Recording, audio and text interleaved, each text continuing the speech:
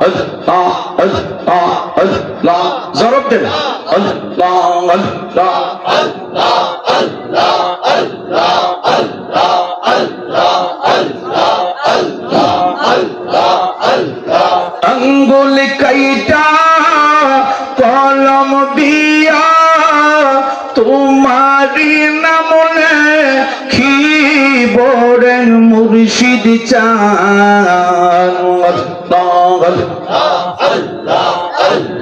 তোমায় আমি বুকেতে রাখিব দয়াল মুর্শিদ তোমার যদি দয়া হয়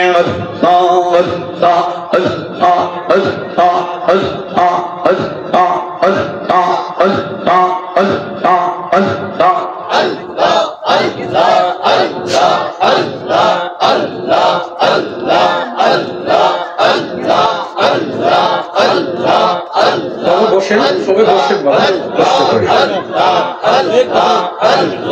আল্লাহুম্মা সাল্লি ওয়া সাল্লিম ওয়া বারিক আলা জবান করে একসাথে বলতে হবে আলহামদুলিল্লাহ। আলহামদুলিল্লাহ।